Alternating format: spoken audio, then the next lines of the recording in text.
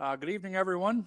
Welcome to our regular session of council for January 14th, 2025. And this is our first meeting in the new year, so I'd like to wish everybody a happy new year. I hope that 2025 is going to be great. Please note this meeting is also being recorded and live streamed on our YouTube channel, and it can be there to be enjoyed later anytime you like. I will now call the meeting to order, and we're going to make a slight adjustment on the agenda. I want to take out items 8.5 and items 8.9. 8.5 is the Granular Roads Maintenance Program. Due to illness of Councillor Pennell, I'd like to have him here for this. So I'd like to remove that one till our next meeting. And 8.9, the Bay of Quinte Regional Marketing Board, I'd like to remove that till the next meeting as well, because it'll require all of us here to give a fulsome discussion. With that, I would like to ask for an adoption of the agenda as amended. I'll move. Moved by Councillor Hicks, seconded by Councillor Norrie. All those in favor? Motion is carried. Thank you.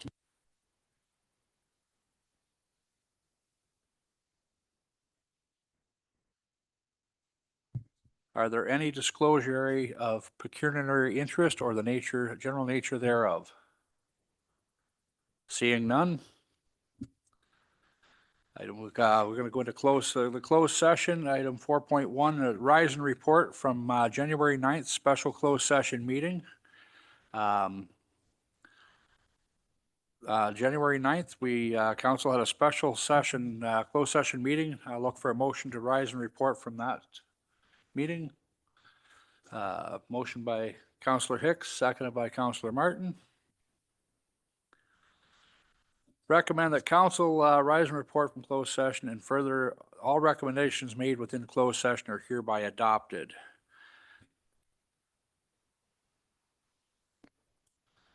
I'll further report that in closed session, council received for information regarding performance management and given direction to staff.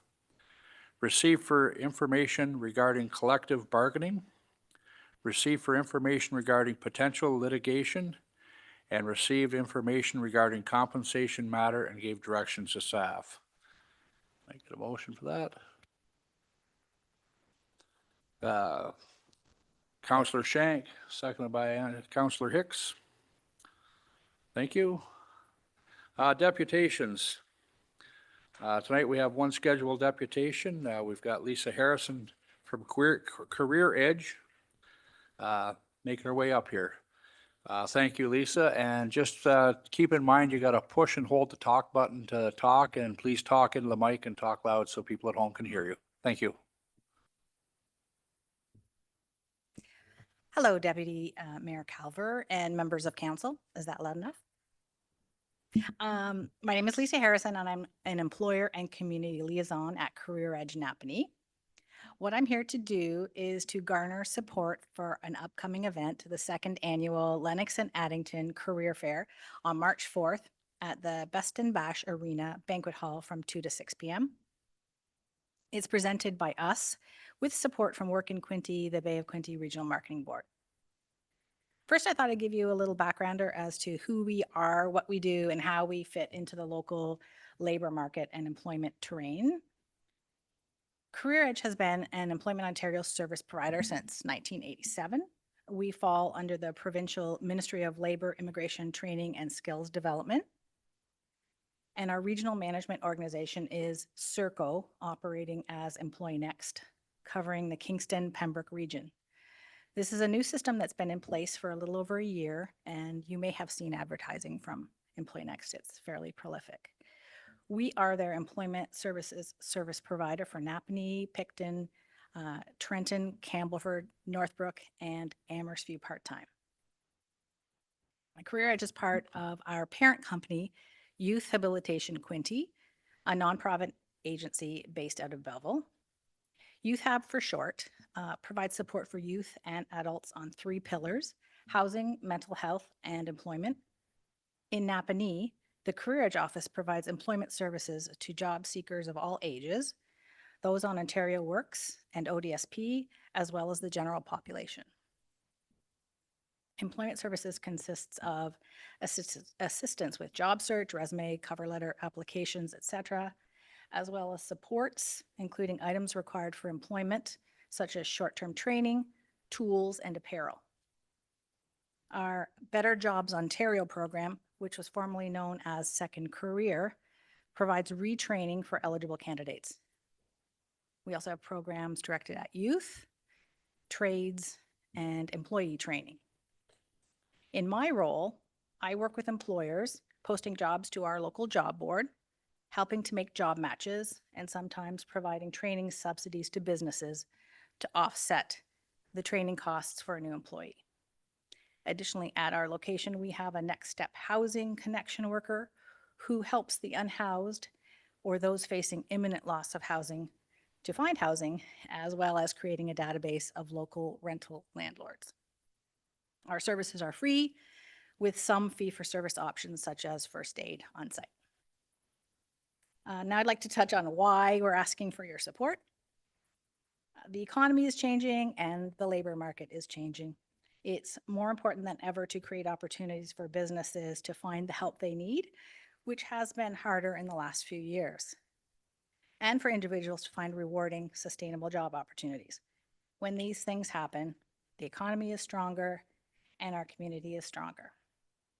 This in mind, we're looking to build momentum for our event by getting all community partners involved, including Greater Napanee Council. Our first event last year was successful, but one of the areas we felt we could improve was our outreach to municipal partners who are also heavily invested in building the local economy. How we'd like your support is that we would love to see the town promote our event in any way they can, from sharing our promotional materials on their social media and posters, or perhaps attending our job fair to see what it's all about. Work in Quinte will be photographing the event for their and our websites and social media.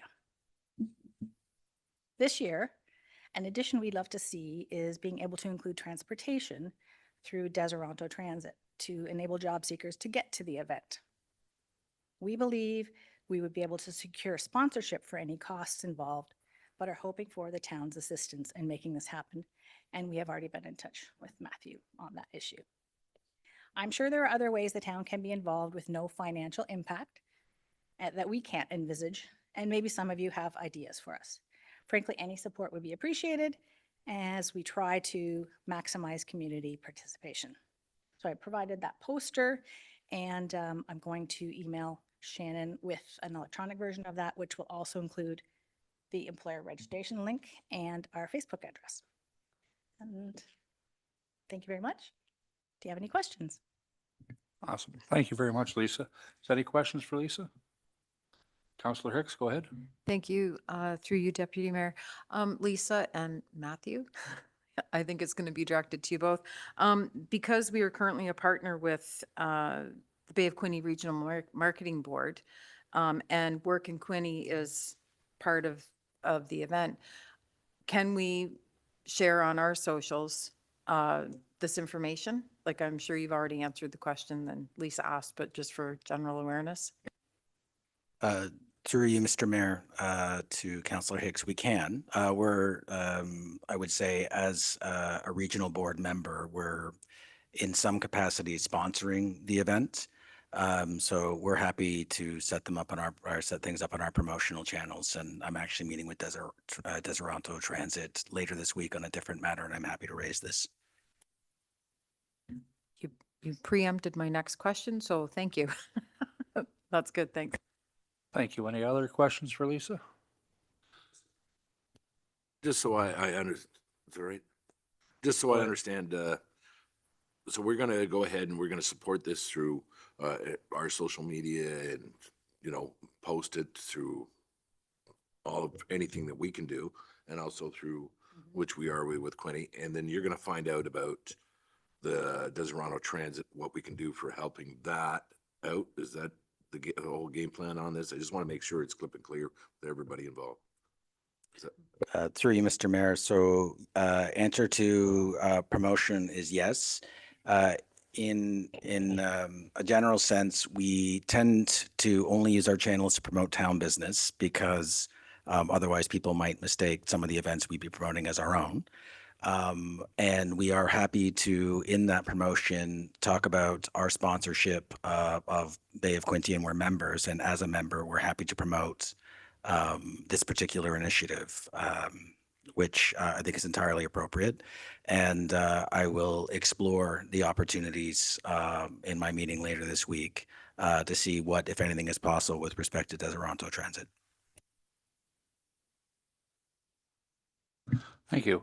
Okay, looking for a motion to note and receive this deputation. I'll move. Moved by Councillor Hicks, seconded by Councillor Shank. All those in favor? Motion's carried.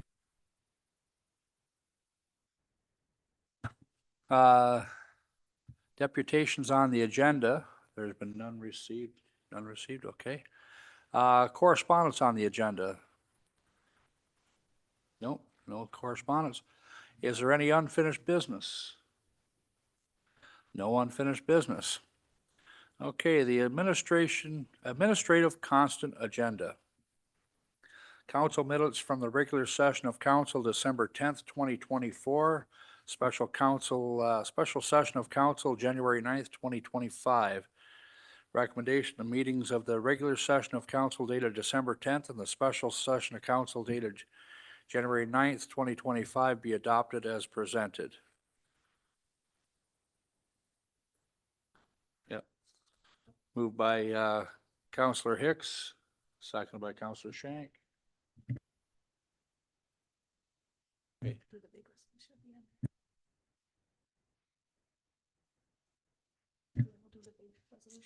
Okay, has anybody had any questions on that? I guess I jumped the gun a little there, but no, okay. Committee of minutes, committee minutes for Recreation Advisory Committee, that is my committee that I sit on, and I've got nothing more to add than the report that was in front of you. Is there any questions there on that one? Seeing none. Correspondence for information, items dated January 14th, 2025. Recommendation that the correspondence for information items dated January 14th, 2025 to be received. Anybody got questions on that one at all? Okay, item 7.5, growth and infrastructure, PLPLC 2024-052, lots 100 and 102 Palace Road, removal of part lock control. Recommend that the council receive for information the growth and development at PLPLC 2024-0052 application to remove the part lock control on lots 1 and 102 Palace Road. And further, the council approve the application for the implementing bylaw. Anybody want to talk about that one at all? Everything's all good there? Okay. Advisory Committee monthly report for January 2025. Nothing there. Okay.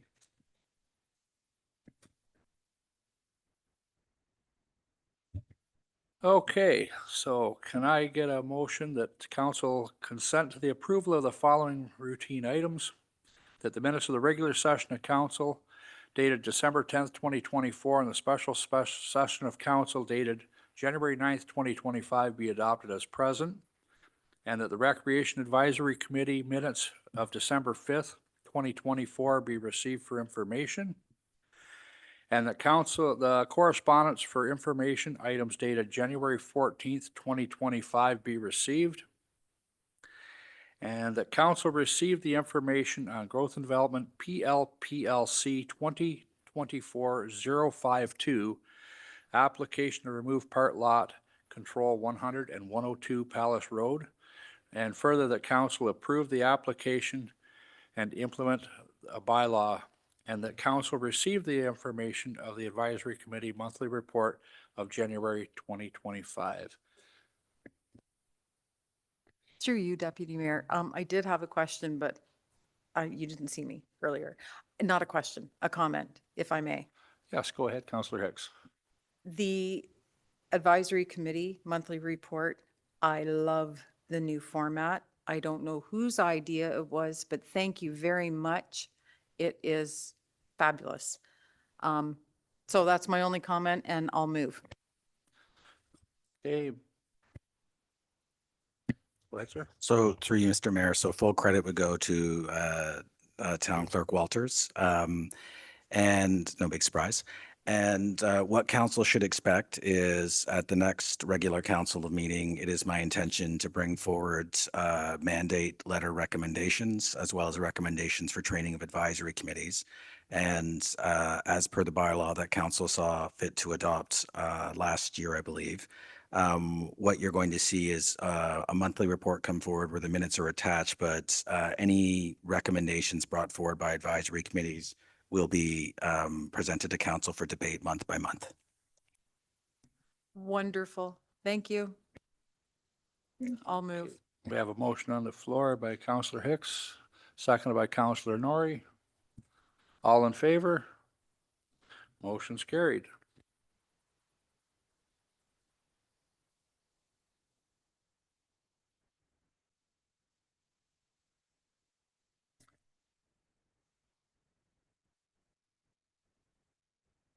Okay, items for discussion. We got 8.1, proposal of increase to cemetery fees, and we have Sonia coming up for this report.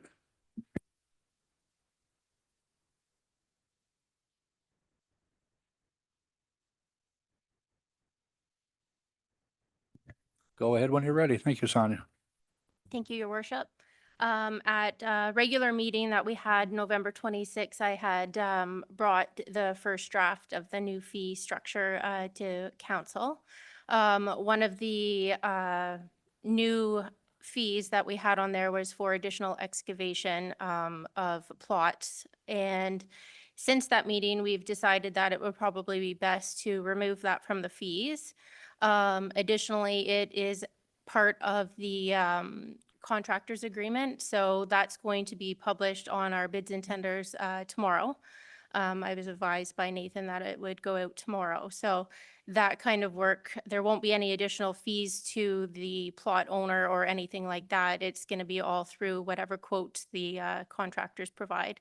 So other than that, what I brought to you on November 26, it still remains other than the removal of that additional fee. All righty, thank you, Sonia. Any questions at all on that report for Sonia? Go ahead. Just, God forbid, hopefully not for another 60 years, 60 some odd years, but one casket, you need 4 cornerstones, right? So I would ask that, so I would add the 1898.40 plus the 282.50. This is how I'm just thinking, if I passed away, how much it would cost. So you have that, and that's in ground. And what other cost would there be? Now, down in miscellaneous services, monument, marker, foundation, one side. So that's another $678 that you would add on to that, correct? Because if you want a headstone? Correct. So if you want, I'll kind of explain like the start of it to the end. Yep. So what I'm proposing, so currently right now, a single grave is $1409.40, and we're proposing it to be $1680. So within that price is a care and maintenance fee. So essentially what you're doing is you're taking the 1680 and you're timesing it by 40%, which is allocated to a care and maintenance fund. And then you're taking the tax of that the 1680.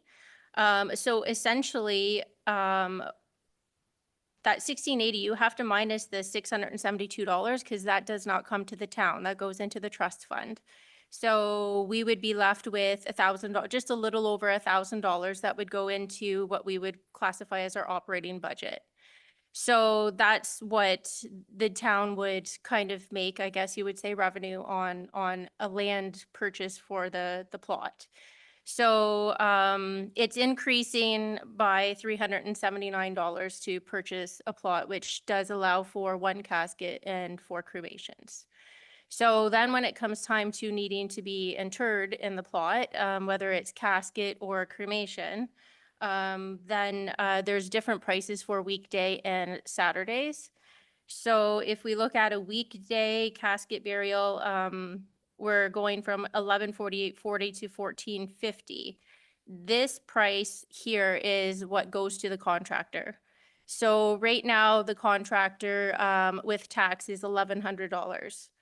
So we're not really, it's not that you want to make money on it, but you want to try to cover your costs. So, and the other thing to keep in mind is the interment fees may change depending on the quotes that we get from the contractors. So I'm estimating $1,450 would be relatively what we're gonna see for an increase, but the contractors could come back and want $2,000 per burial. So we may have to adjust this once that is done, but hopefully it doesn't increase. Hopefully maybe these prices here will be lower. So then it's up to the person who owns the plot whether or not they put a monument on the plot. So if the town has to do the foundation, that's the price. We're actually losing money right now on our foundation. It's costing the town more than $500 to put in a foundation. So that's where you're seeing that increase. We're going to, with the new bylaw, when it gets passed, permit monument companies to do their own foundations because it'll relieve the town from those costs and the labor and having to do it.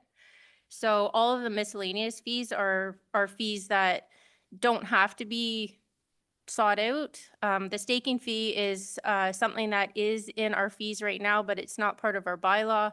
So it's been added back into the bylaw. So we're hoping that everything gets passed, and then that's another fee which covers the cost of staff having to go out and mark the plots.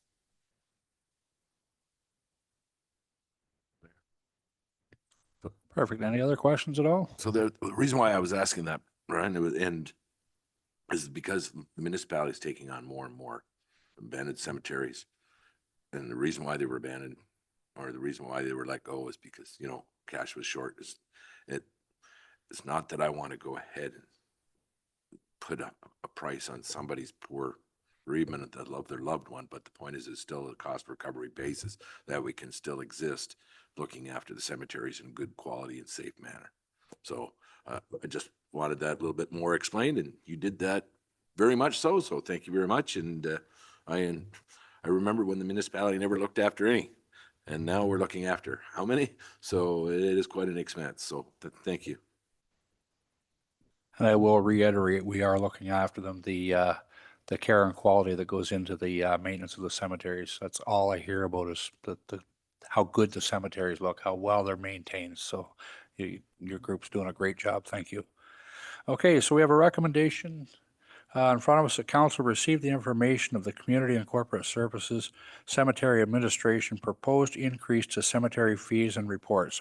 And further, that council approve the proposed changes to the cemetery fees and charges for the service as attached to this report made effective in conjunction with the cemetery bylaw amendments in early 2025. Once approved, the Bereavement Authority of Ontario's registration and council, and further that the existing cemetery fees will remain as is until the passing of the new cemetery bylaw. At that time, the new fees will be implemented by way of an updated fees and changes bylaw.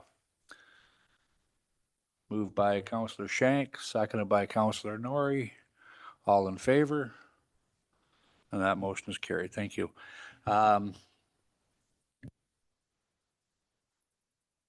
Next up is growth in infrastructure, utilities, drinking water. And Sarah will be presenting that.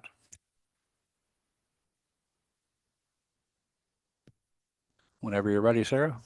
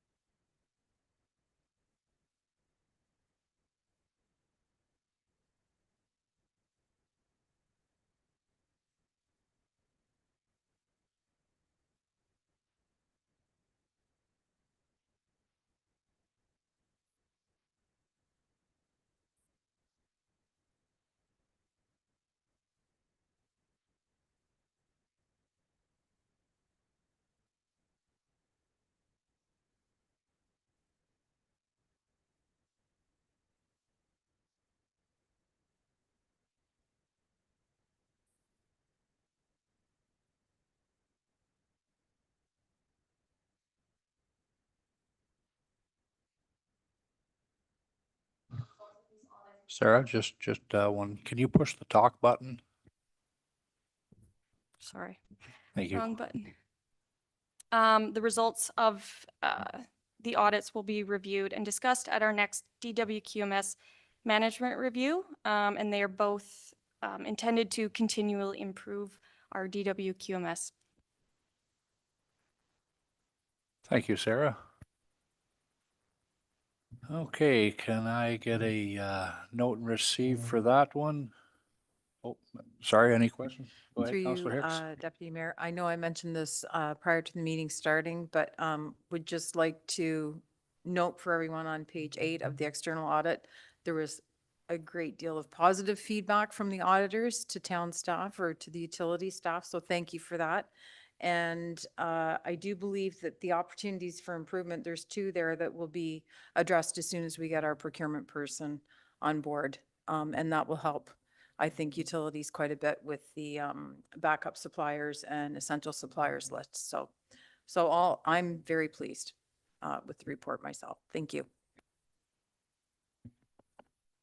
I'll reiterate what Councillor Shank said. Great job, guys. Good thing in the reports, there's these little cursor that has all these little abbreviations. I know my age, but if somebody would tell me what an OFI was, opportunities for improvement. All right. And there's very little bit of that, but I like the conforms all the way down the list. But no, that's good that we have some of the best water in Eastern Ontario. So I think the best water, but still, great job. Excellent. Any other comments or questions? So we get a note and receive for that one. Moved by Councillor Hicks, seconded by Councillor Shank. All in favor of that one? Motion carried. Next one, we got, where are we at? I lost my place here.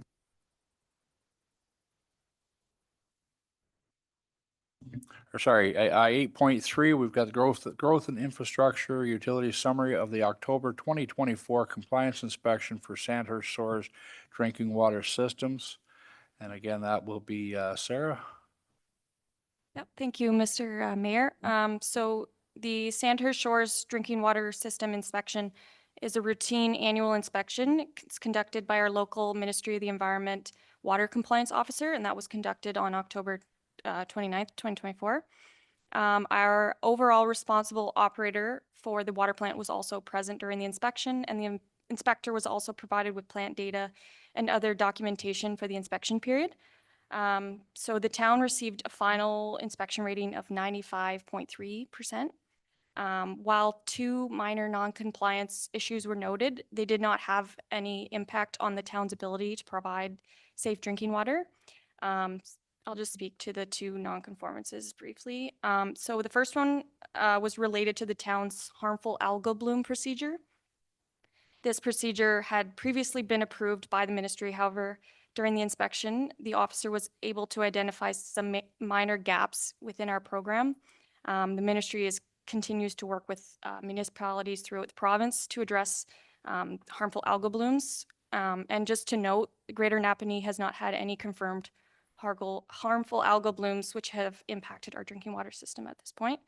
And then also during the inspection, the officer also identified that while our staff were following the applicable procedures, we were not thoroughly documenting.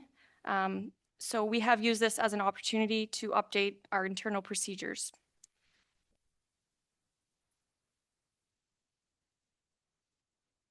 Thank you. That's it.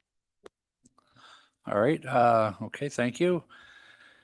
Any questions on that report? Seeing none, make a motion to note and receive. Move staff recommendation. Staff recommendation, Councillor Shank, seconded by Councillor Martin. All in favor? And that's carried. Okay, 8.4, growth infrastructure service utility drinking water report, operational plan and endorsement, statutory standard of care. That'll be Sarah as well. Thank you, Mr. Mayor. So as you may recall, you received a more in-depth overview of the town's drinking water system the town's drinking water quality management system at the beginning of the council term. And while there haven't been any major operational changes, we felt with recent organizational changes, including the addition of Matthew Grant and Mr. Michael Nobes as the town CAO and Growth and Infrastructure's new general manager, that the opportunity to have the operational plan re-endorsed was important. So as you may know, the operational plan is a requirement for the operating authority to become accredited to ensure ongoing conformance to the DWQMS. So the re-endorsement is vital to executing the required standard of care for the owner operating authority of the drinking water system. Thank you, Sarah. Any questions at all on that one? Okay, can I get a motion for staff recommendation? Councillor Shank, seconded by Councillor Martin. All in favor? Motion's carried. Okay, so we're skipping over 8.5. We're going right on to 8.6.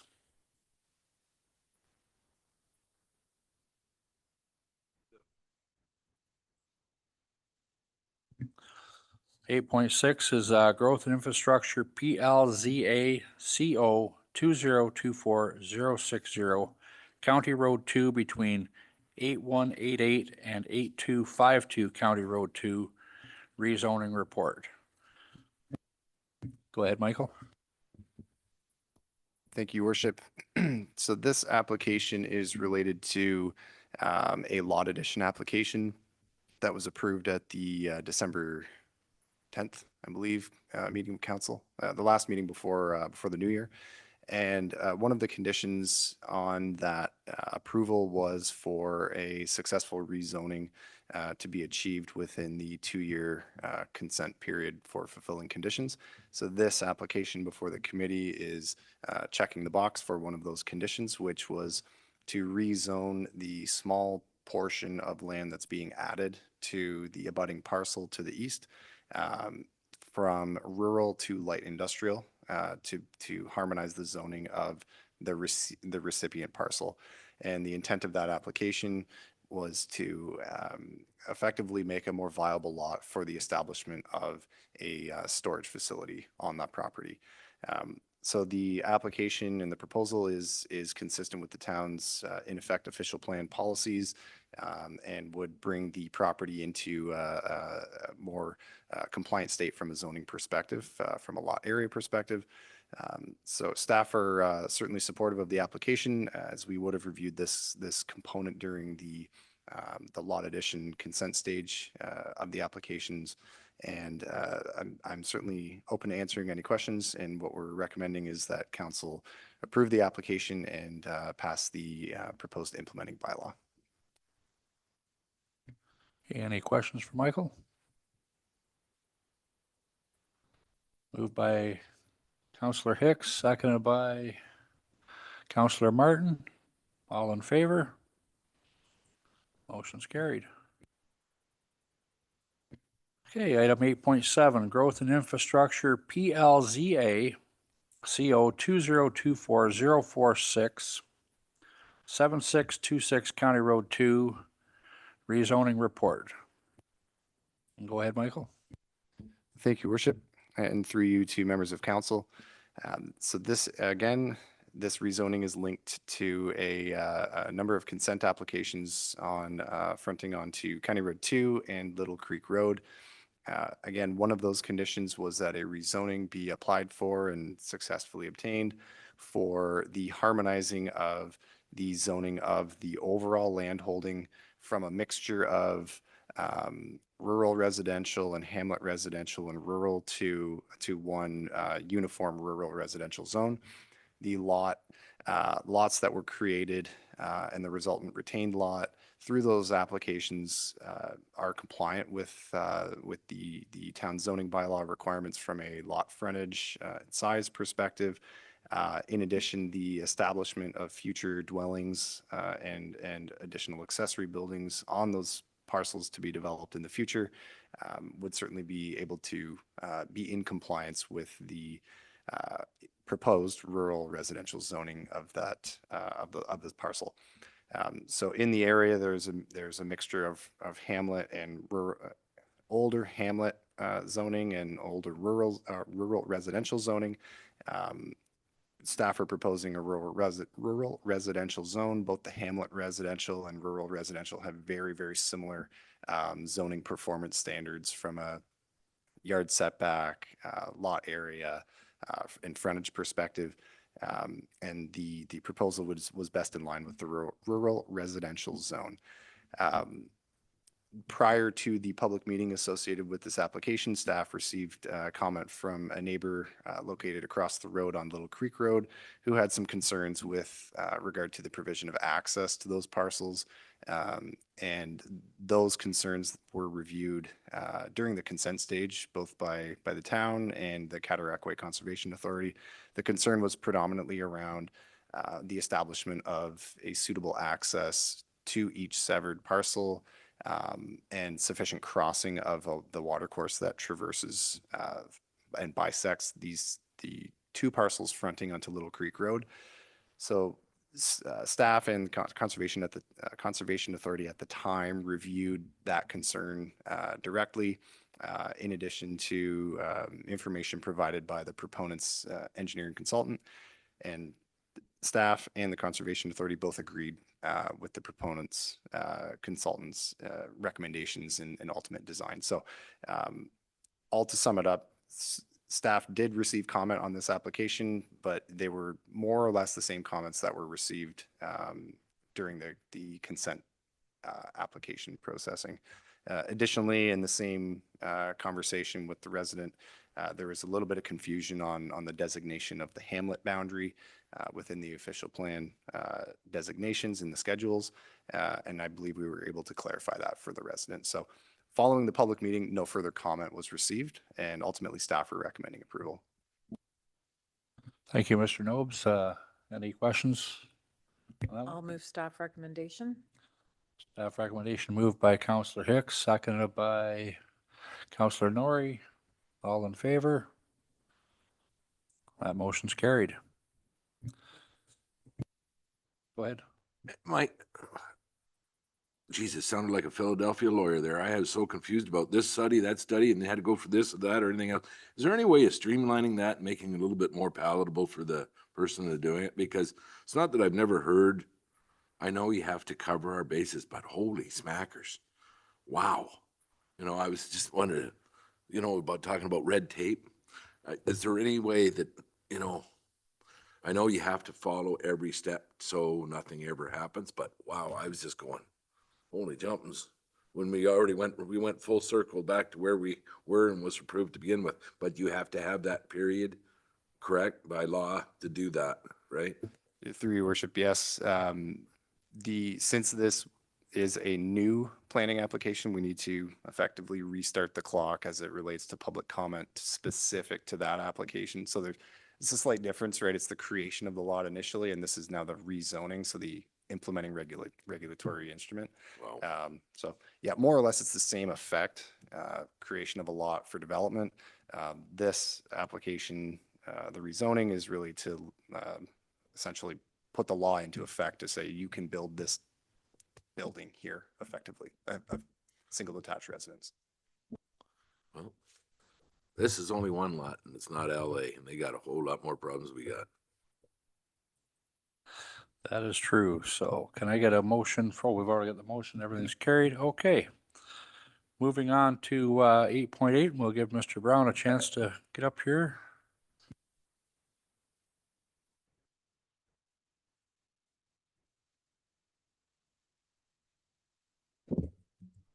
Thank you, Your Worship. So one of the furnaces on the second level of the library must be replaced as the heat exchanger has failed, and there are no replacement options at this time for that unit because it's over 20 years old. So I just want to make it clear to council, there's 4 furnaces at the library. So 2 supply heat to the main level, and then 2 supply heat to the lower level to the library. So the AC and furnace replacement that we had discussed at budget time as a capital item, it's the other furnace on the top floor that has failed. So we need to replace that now. And then we will do a full replacement of the other furnace and the matching AC in the new year as a capital item, assuming the budget is approved. So right now, the furnace, it's the smaller of the two units that has failed. It's supplying heat to some of the rooms kind of off the main floor. And so with temperatures as cold as they've been, we're just using some space heaters in those smaller rooms right now to kind of get by. But we want to do this as quickly as possible. I've scheduled the replacement to happen tomorrow, first thing in the morning. The financial implications, the proposed 2025 building maintenance budget for the library is $10,000. However, it's expected that with this unplanned cost, I will exceed that allocated budget for that. So we've come to council as an emergency purchase. Staff recommend that the furnace replacement cost be funded through the building maintenance reserve, which has an estimated 2025 opening balance of $810,000.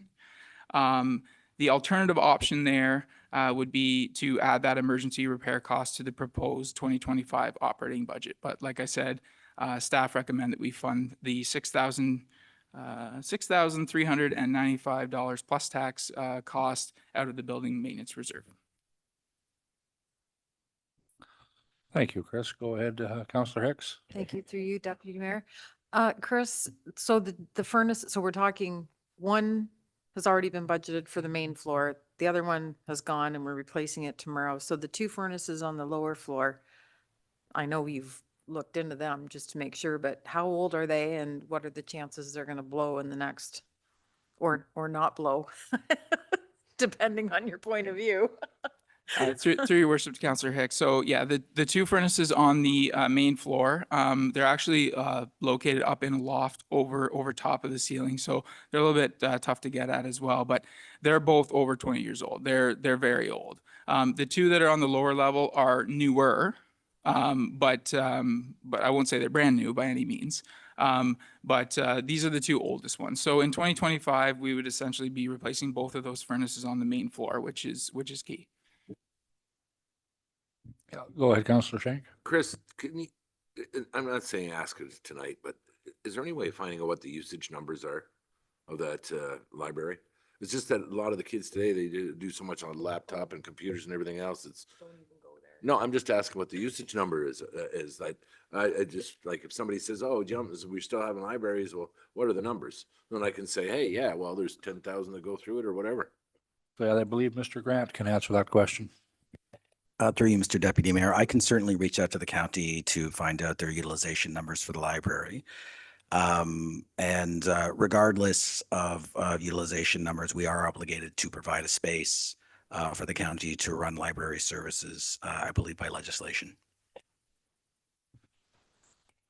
And we'll find, and for curiosity's sake, Councillor Shank, we will absolutely provide that information as soon as we receive it from the county.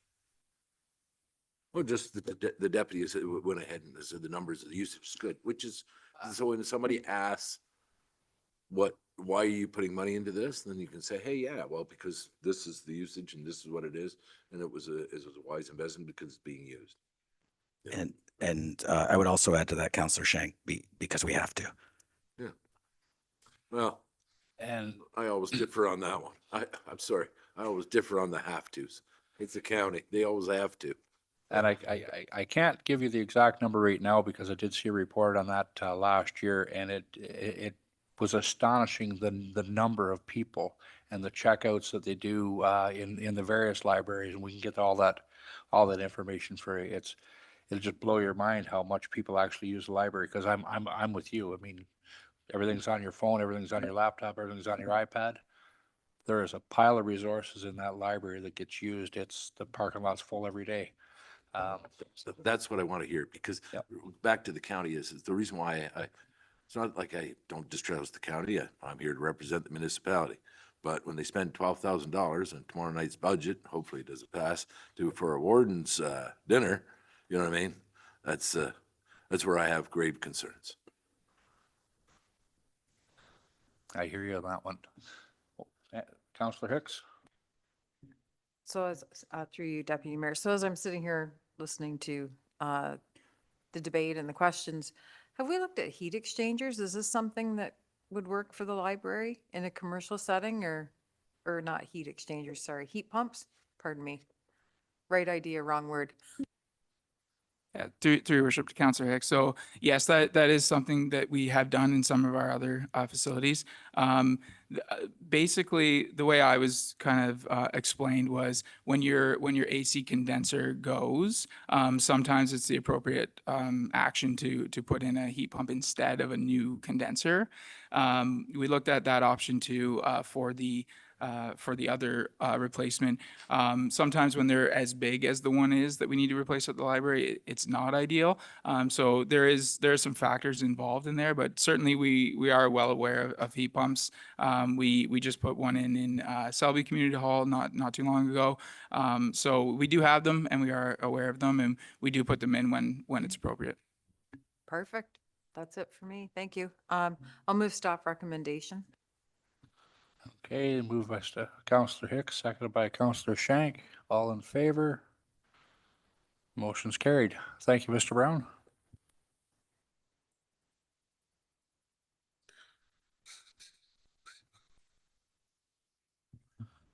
Moving on to 8.1, OPP billing costs for the Quinte Detention Center, and I believe this is Mr. Grant.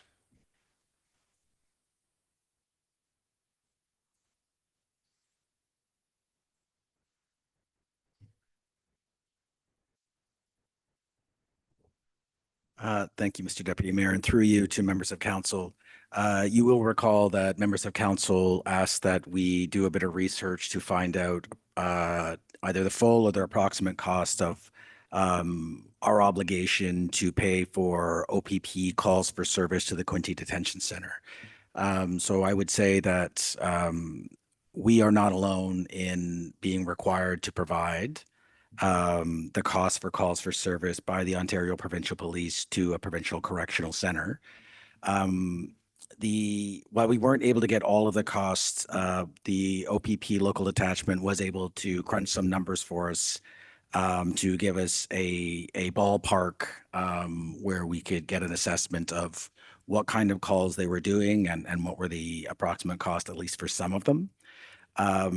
And so at the time this was asked, council will recall that we were discussing approximately a $900,000 increase in our OPP bill, which the provincial government, I believe on November 29th of 2024, had some relief measures for municipalities, and that bill was significantly reduced to $205,000 and $205,594. So in response to our questions to the OPP, we are averaging about 200 calls to the Quinte Detention Center per year. And while they weren't able to give us a total breakdown of calls, they did give us a breakdown for the most expensive calls. So violent crimes, largely assaults, they would be about $1,700 per call.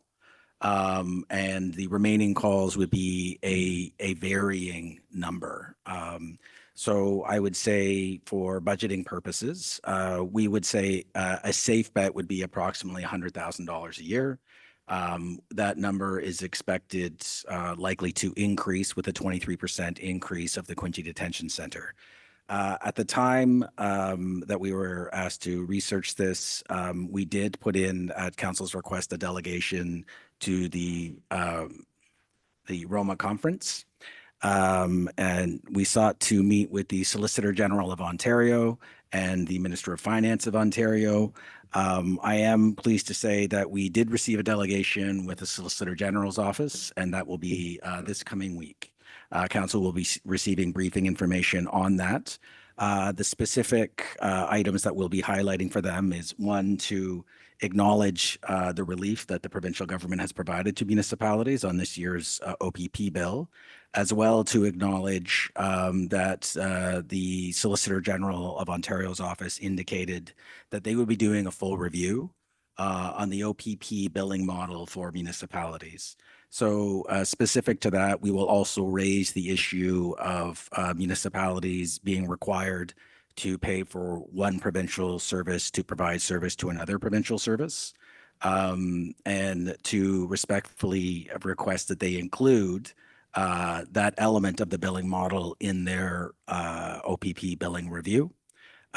We have reached out to other municipalities that also host, provincial correctional centers to let them know that we are going to do this. And I think some of them are also raising this issue as well. And I'm cautiously optimistic that that request will be received warmly, and hopefully that in addition to the overall review, the specifics of requiring us to pay for the Ontario Provincial Police to respond to calls, including violence or other items at the Provincial Correctional Center here in Napanee will be included in that review. And with that, I'm happy to answer any questions. Go ahead, Councillor Shank. Councillor Hicks, sorry. Thank you through you, Deputy Mayor. So Matthew, the expansion at Quinte Detention Center. So this is for an additional, is it 200? And I think it was for women, am I right in that? When they made the application for the expansion? So through you, Mr. Deputy Mayor, I believe it is an expansion of approximately 23%, which results in 66 beds. That's my understanding. And just further to that, we do receive some compensation in what they call a pill tax or a heads on beds tax, which is equivalent to approximately $9,000 a year, based on a funding formula that was last updated in 1987. Interesting. So we'd probably actually get more with the mat. Anyway, I digress. Okay, so I couldn't resist. I'm sorry, I could not resist. So the expansion though, so that's going to increase the number of calls, likely. So through you, Mr. Deputy Mayor, to Councillor Hicks, yes, I would anticipate that that would result in an increased number of calls for service, resulting in an increased cost to municipality to fund those calls for service. That will also be in the material that we present to the Solicitor General's office, indicating that we also think it's a good time to review that, considering that we have a challenge, and that challenge is scheduled to get about 23% more acute. And the pillow tax, so to speak, is in lieu of property taxes? Is that correct? Through you, Mr. Deputy Mayor, that is my understanding, but if there's any member of the team that wishes to correct me, now would be the time. Yes, that's correct. It's a payment in lieu of taxes, PILT, PILT. And that's across the province. Any municipality that hosts a provincial detention center, it's payment in lieu of taxes. That's correct. It's a $75 fee per bed, and that's also applied to other facilities similar to the hospital, for example. Well, I don't really have an issue so much with the hospital, and that's per year, not per night. Okay, all right, good enough. Those are all my questions answered for now. Thank you. Are they based on 1997 values? Still, that also? I'm sorry, is that based on 1997, evaluations also? The That funding one? 1987 value in terms of the Yeah, the heads. So yes, the remuneration that we receive, my understanding is that fee schedule was set in 1987, and has not been updated since 1987. Something that we're respectfully going to raise with the Solicitor General's office.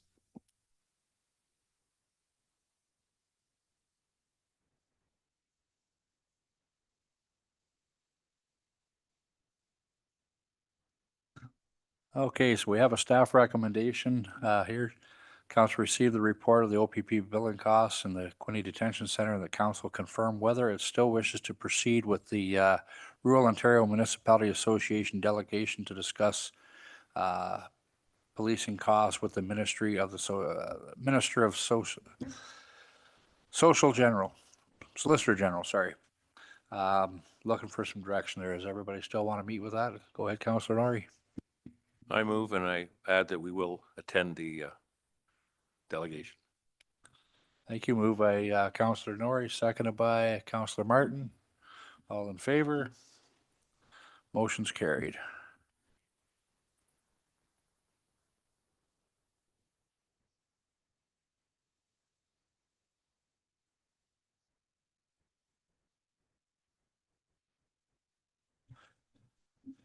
Next on our agenda is updated smoking bylaw 2003-005. Recommendation that council receive for information the updated smoking bylaw 2003-005 report, and further that council provide direction to staff regarding the extent of the desired bylaw amendments. Options are that council directs the smoking bylaw to be updated to change the name of the Public Health Authority.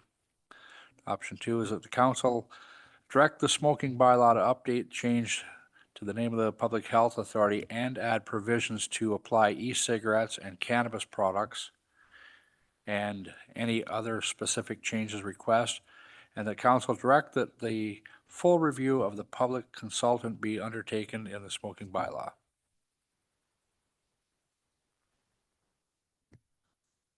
Oh, go ahead, Mr. Grant. So through you, Mr. Deputy Mayor, in the absence of town clerk, the town clerk. So you will likely be aware that there was a merger of health authorities under a new name, which requires us to update our bylaw. And we also thought it was a good idea that given that the bylaw is somewhat dated, that we may want to add the presence of vaping products and marijuana products, as that's now a legal reality, just to make sure that our bylaw is up to date and reflective of the realities of the day.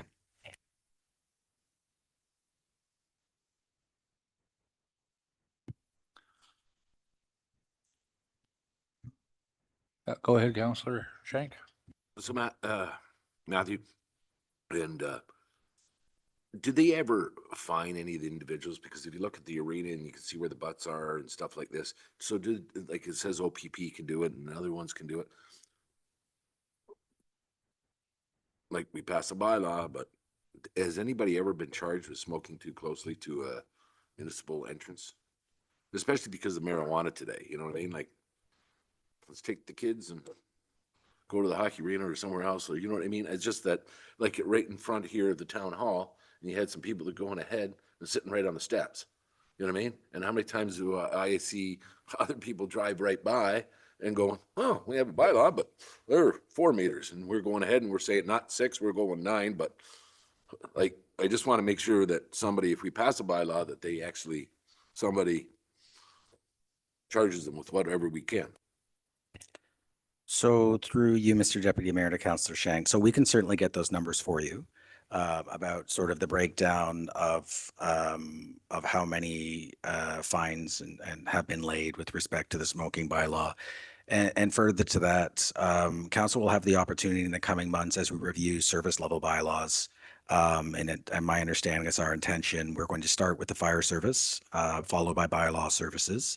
And as we go through the different areas that we're focusing on, that will also be council's ability not only to learn more about how the bylaw services and what our priorities currently are, but to ensure they're reflective of the will of council of where your priorities lie in terms of bylaw enforcement and education, and certainly making any amendments that council sees fit.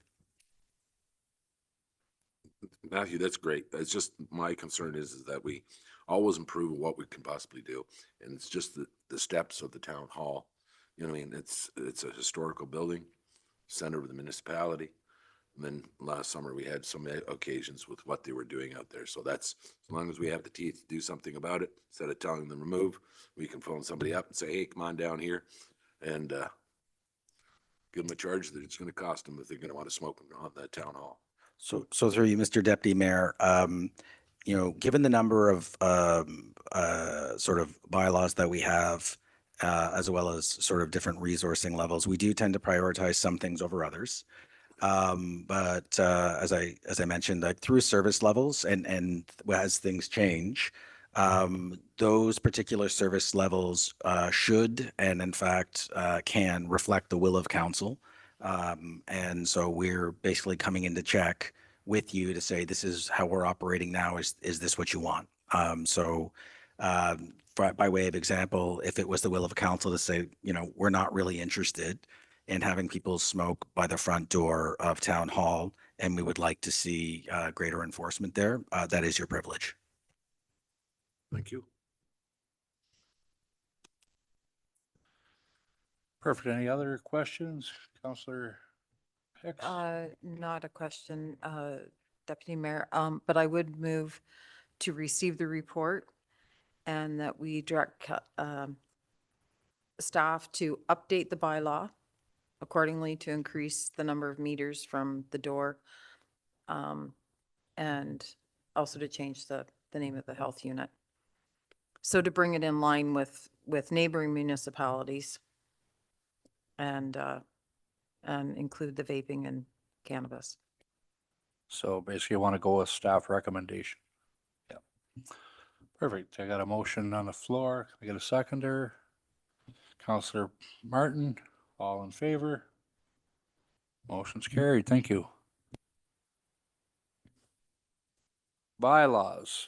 We got a number of bylaws here tonight that are requiring their 3 readings.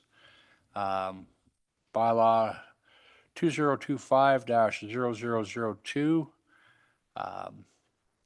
to remove part lot control 100 and 102 Palace Road.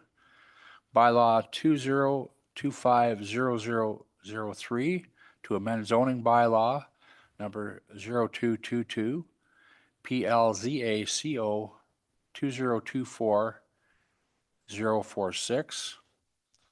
And bylaw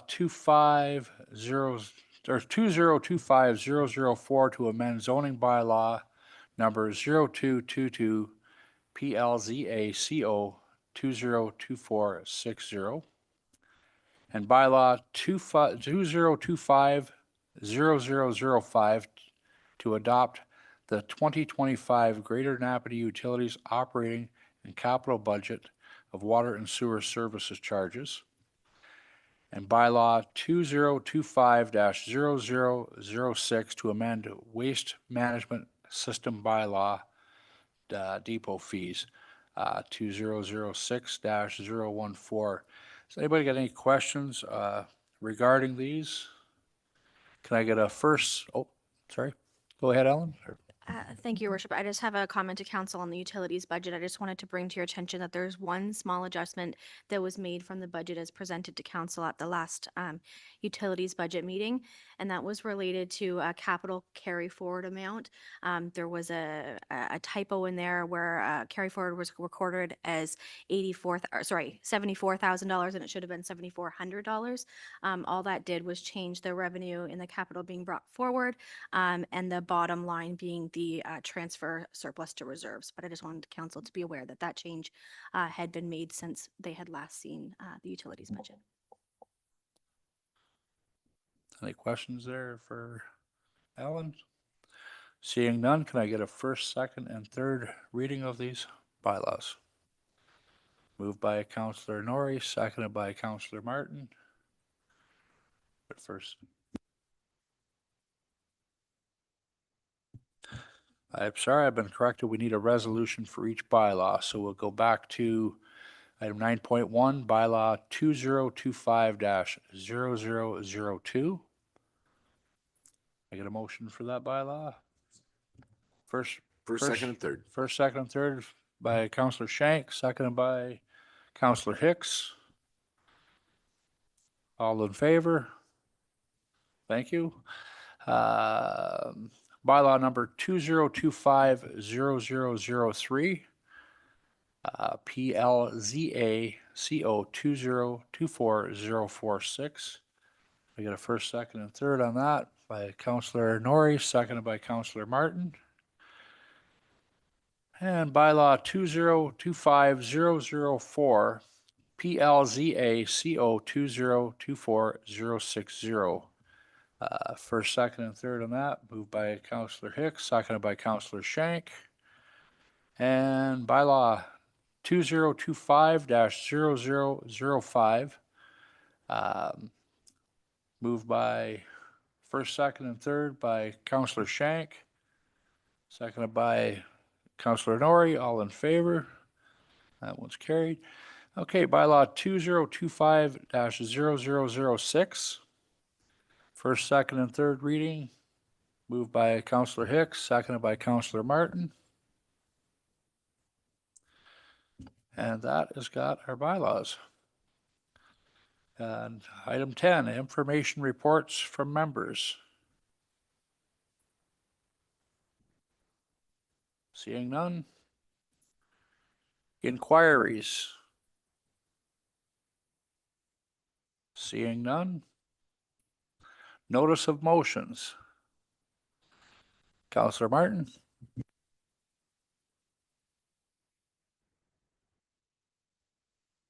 Okay, push your button there. I do have a notice of motion.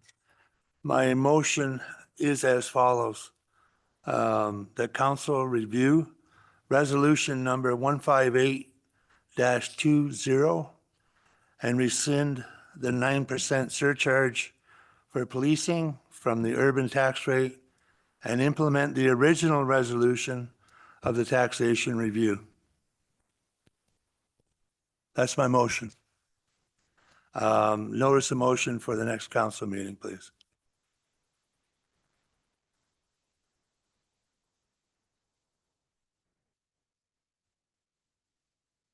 Yeah.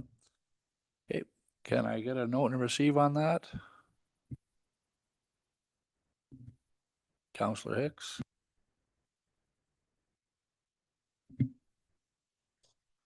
Oh. Okay, we're good to go there. Thank you. Are there any announcements, new business to the floor? Counselor Martin? Yes, I have, I was going to make this notice of motion as well, but seeing as how we're into taxation as well with the, in the next week or two, I have a motion I want to put on the floor tonight. I'm kind of hoping that everybody will agree with me on this, so that's why I'm putting it on the floor tonight. And my motion is as follows. Council create a special event fund starting with the 2025 budget in the amount of $1,000 to be used by Human Resources for occasions like births, deaths, marriages, and illnesses of town staff and or their families, and such fund be placed in a reserve. And if it's not used during the current year, it can be carried over to the next year. That's my note. That's my motion. I do have some comments, but I'll let others if they want to comment on that first.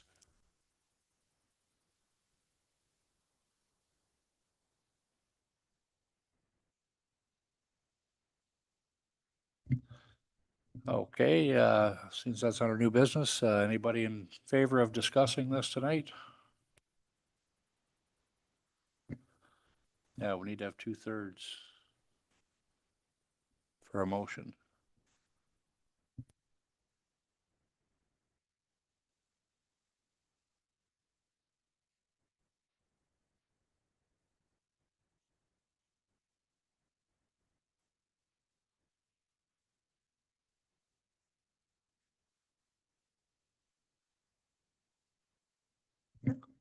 So we need to get 2/3 of the vote here if we want to bring that up on the floor tonight. Can I get a show Yes, of sir. hands? Counselor Martin in agreement, Counselor Nori in agreement. Sure. Through you, Deputy Mayor. So Councillor Martin, this is in the event of, you referred to it as special event, sorry?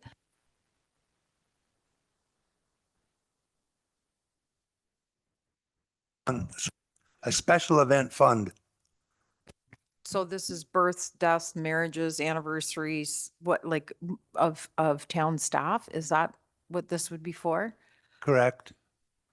Where I come from bringing this motion is there was one of the firefighters' father passed away a few weeks back. And I had asked Holly if the town sends flowers or whatever. And she said, we don't have a fund for that. And also this past Christmas when we had the dinner for the employees at the Best and Bash Arena, Holly mentioned that there was a birth explosion. And I just thought it would be a good thing if we could send out a congratulatory bouquet of flowers to the mothers. Most times Holly has to run around and get donations. So this would save her from doing that. That's my whole reason for doing it tonight. Yes, go ahead, Councillor Shank, or Councillor Hicks.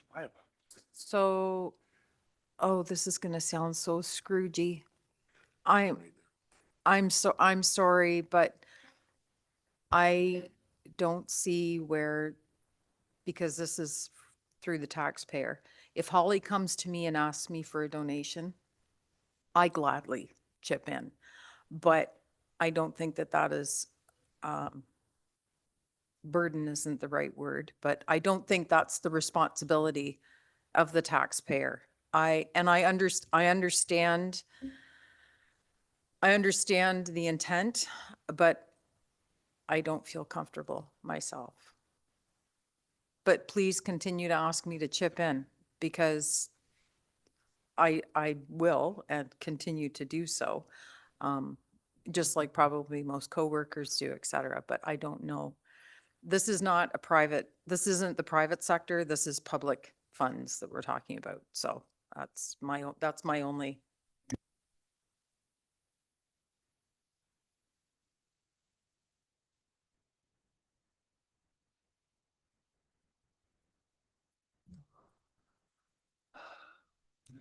Okay, we're gonna have to take a vote here to see if we can get 2/3 of the majority to continue the discussion. And if we don't get 2/3, then it's a done deal there. So can I get a show of hands of who's in favor? 2. Those not in favor? Motion is flattened.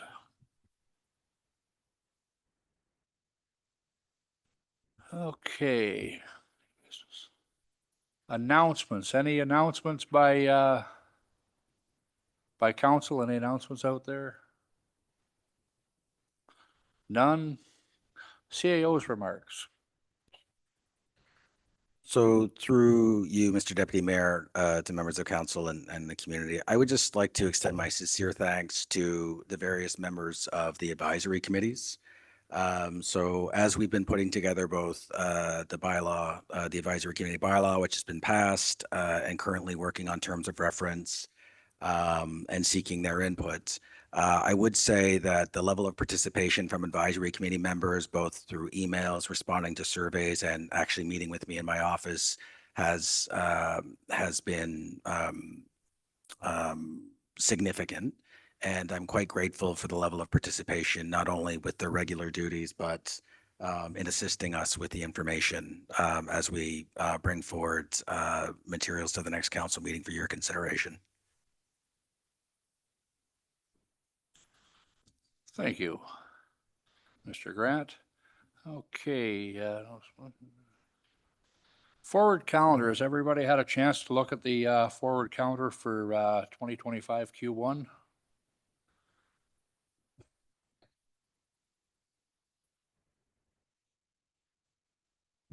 No questions on the forward calendar at all? Oh, Councillor Hicks. Sorry, through you, Shannon, can you just let us know, it doesn't have to be right now, but when will we see the two deferred items show up? Because I think we've got a pretty full night on the 28th, but I think there is the Bay of Quinte is time sensitive. So yeah, just curious if you can let us know later. Thanks. Okay. Any other question on the forward calendars? Seeing none. 2025 council resolution tracker.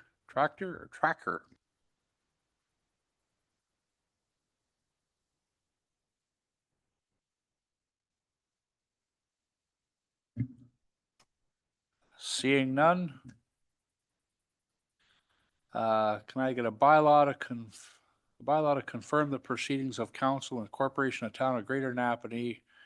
Recommend the bylaw number 2025-0007 being a bylaw to confirm the proceedings of council as its regular session held January 14th, 2025 to be read the first, second, and finally passed, and that the mayor and clerk sign the same and affix therefore the seal of the corporation. Moved by Councillor Hicks, seconded by Councillor Shank. All in favor? That motion's carried. Can I get a motion to adjourn? Moved by Councillor Martin, seconded by Councillor Norrie. All in favor? Thank you very much, folks, and have a good evening.